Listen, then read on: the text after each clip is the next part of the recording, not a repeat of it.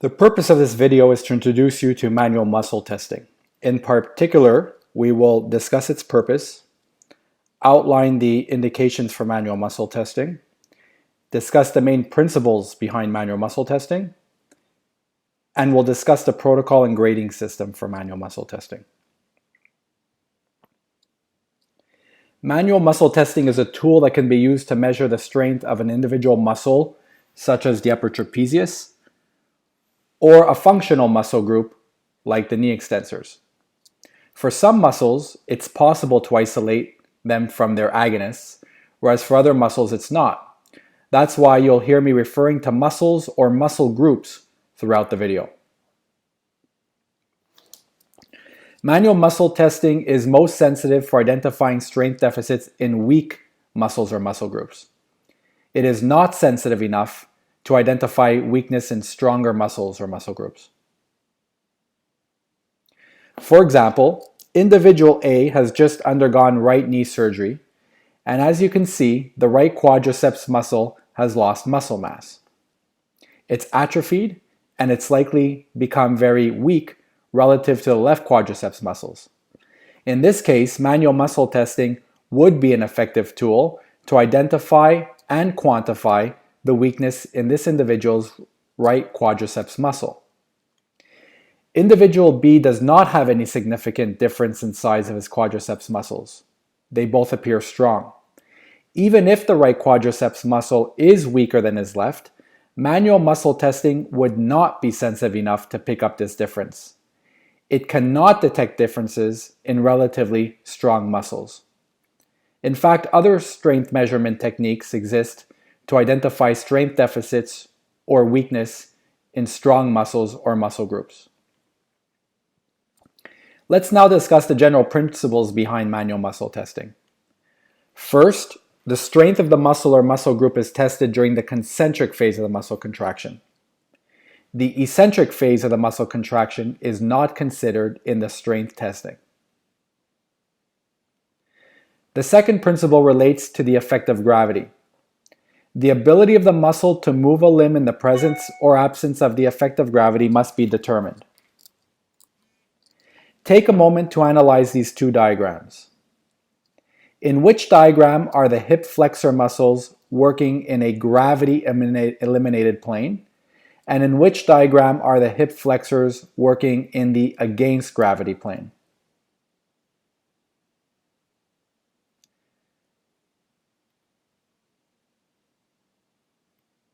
Diagram A represents the gravity minimized plane, as the effect of gravity wants to adduct the hip and not extend it. Diagram B represents the against gravity plane, as the effect of gravity wants to extend the hip, which is opposite to the direction of movement of the hip flexors. Thus, the hip flexors are working against gravity to flex the hip.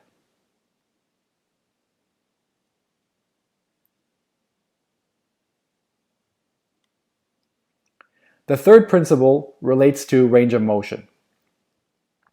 Strength testing via manual muscle testing requires range of motion data collection. The quantity of active range of motion of the movement must always be compared to the quantity of passive range of motion. In fact, their passive range of motion represents their full available range of motion. This patient has 50 degrees of active range of motion of the right shoulder flexion. Their full available range of motion of right shoulder flexion is 170 degrees, as is established by this passive range of motion measurement. The fourth principle relates to resistance. Resistance is applied only when the patient is strong enough. Often a strength grade can be assigned without applying any resistance at all. As will be explained further in the video, the patient can receive a strength grade for the shoulder flexors based on knowing that they can actively flex their shoulder against gravity, and that they cannot achieve their full available range of motion actively. That is, their passive range of motion is greater than their active range of motion. So in this case, a strength grade would be assigned without the application of resistance. Now that we've discussed the general principles behind manual muscle testing, it's time to apply these principles and discuss the procedure and grading system behind this strength technique or strength measurement technique. The first step in assigning a muscle grade is to determine whether or not the muscle or muscle group is strong enough to move the body segment against the resistance of gravity. Let's see if this patient's shoulder flexors are strong enough to flex the shoulder against gravity.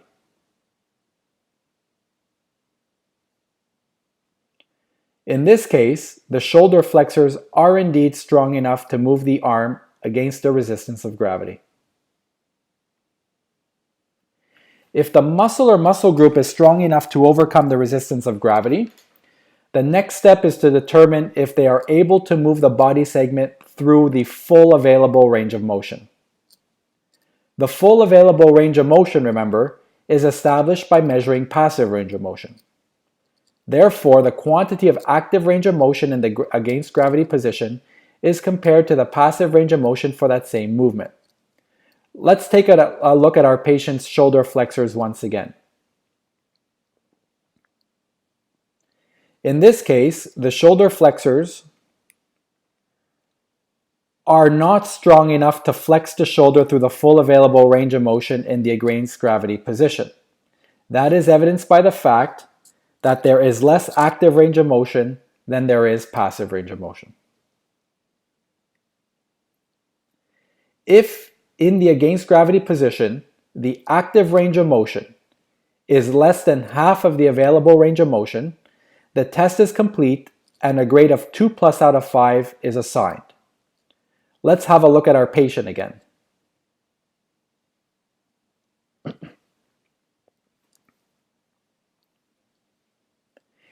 Here we see that the active range of motion is approximately 65 degrees in the against gravity position, whereas the passive range of motion, or full available range of motion, is approximately 175 degrees.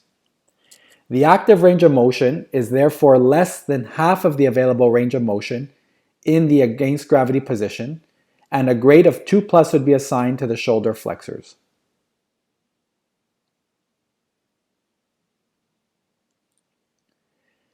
If the patient's active range of motion in the against gravity position is greater than half, but less than their full available range of motion, a grade of 3- out of 5 is assigned and the test is complete.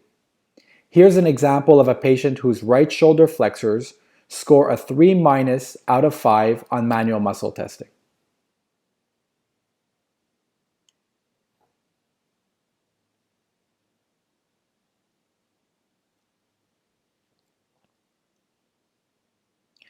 Here we see that the active range of motion is approximately 165 degrees in the against gravity position.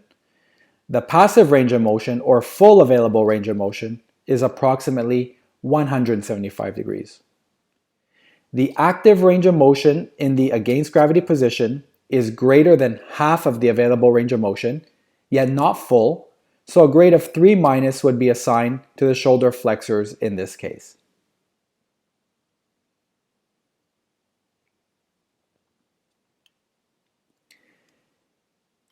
If the active range of motion is equal to the passive range of motion in the against gravity position, a grade cannot be assigned before determining whether or not the muscle or muscle group is strong enough to withstand an externally applied resistance. In this case, the active range of motion in the against gravity position is equal to the full available range of motion for the right shoulder flexors. Thus, resistance must be applied before a grade can be assigned. After establishing that the patient can actively move through the full available range of motion against gravity, manual resistance is applied to the muscle group. If the patient cannot tolerate any resistance, a grade of 3 out of 5 is assigned and the test is complete. If the muscle can tolerate a minimal resistance, a grade of 3+ out of 5 is assigned and the test is complete. If the muscle can tolerate a moderate amount of resistance, a grade of 4 out of 5 is assigned and the test is then complete. Finally, if the muscle can tolerate a maximal resistance, a grade of 5 out of 5 is assigned and the test is complete. So grades 3 plus to 5 require resistance. Now that you've completed activity 1, take a few minutes to answer the following 2 questions. Here's another scenario of the same patient who had 170 degrees of passive range of motion of right shoulder flexion.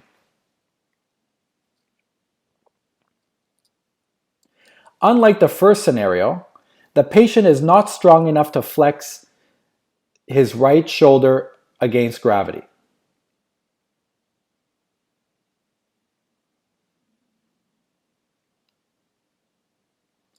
As a result, we cannot continue along the same protocol as we did when the previous scenario, we cannot continue along the same protocol as we did in the previous scenario, as nothing would happen.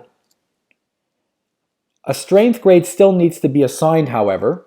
It must now be determined if this patient's right shoulder flexors are strong enough to flex when the effect of gravity is minimized. Without having to work against gravity, the muscle or muscle group is not required to work as hard as it did when it was in the against gravity position, and less strength is therefore required.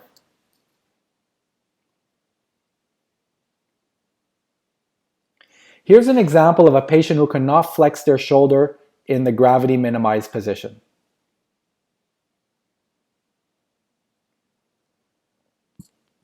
Before assigning a grade, the muscle or muscle group is palpated to see if a muscle twitch is felt as the patient tries to flex their shoulder. If there is no palpable muscle twitch, a grade of 0 out of 5 is assigned.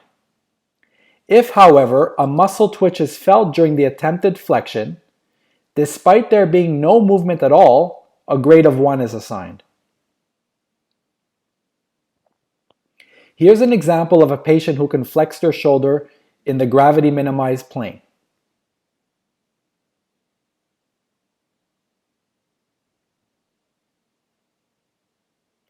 In order to assign a grade to a patient who can move in the gravity minimized plane, the active range of motion must be compared to the full available range of motion.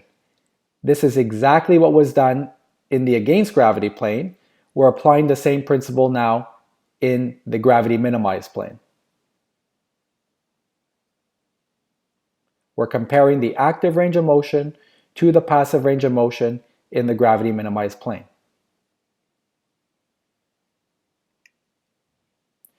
Let's take a look at this scenario in which the patient can flex their shoulder in the gravity minimized plane once again. When comparing the active range of motion to the full available range of motion, it's evident that this patient's active range of motion is less than half of their available range of motion. When the active range of motion in the gravity minimized plane is less than half the available range of motion, a grade of 1 plus is assigned.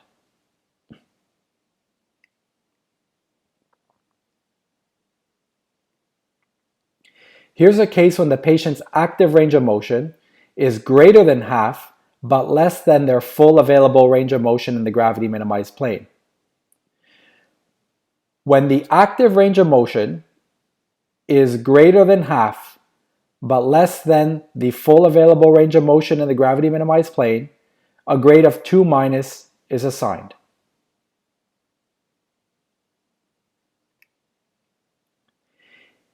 Here's another case when the patient's active range of motion is equal to their full available range of motion in the gravity minimized plane.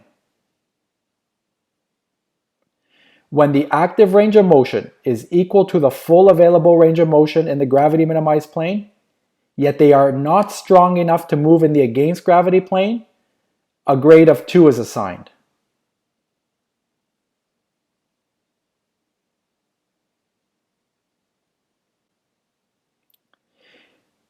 Once again, take a few minutes to complete the table to define the missing strength grades.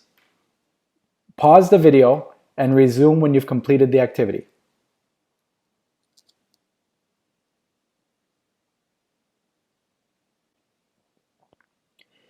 Now that you've completed activity 3, take a few moments to answer the following 2 questions in activity 4. Watch the following video where 3 different scenarios are presented. Not all of the scenarios are correct. Can you determine which are correct and which are incorrect? Be sure to provide your justification. Okay, so we're going to test your shoulder flexion strength. First, can you raise your arm above your head like that? Good. I want the patient to be sitting and with arms just relaxed at the side. Testing position is going to be with the hands pronated. I'm going to support the shoulder behind so I'm not limiting the shoulder movement here. I'm going to place her in mid-range, about shoulder height. All right, Laura Lynn, I'm going to push down, but don't let me push you all the way down, okay? Just hold your arm there. So hold. Hold, hold, hold, hold, hold, hold, hold. Good. That is a 5, holding against maximum resistance. So next, again, I'm going to put you in this testing position here. Don't let me push you down, okay? So I want you to hold, hold, hold. Okay, so that would be a 3. She broke under minimal resistance. And lastly, can you raise your arm again? Okay, so that would be a 2. Is just she can't get through the full range of motion, only partial range of motion.